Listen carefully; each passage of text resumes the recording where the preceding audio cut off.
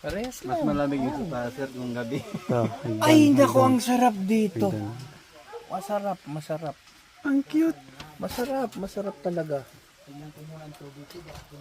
Ikaw nag-conceptualize nito, sir? Oo, naisip ko, ganito, habaan na lang yung kubo para may, ito.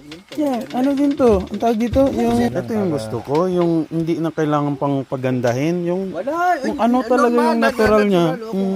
At dito nga mga kwatsero, nagustuhan ko yung handrail ng kanilang hagdanan. Very natural yung look. Sa ganda ng tanawin mga kwatsero, pagkagising mo sa umaga, ito ang tanawin na bubulaga sa iyo. Maaliwalas na paligid na magpapaganda sa mga mood natin araw-araw. At kung nakarating ka na dito sa part ng video na ito mga kwatsero, paki-like, follow, and share naman po. Salamat! Love, love!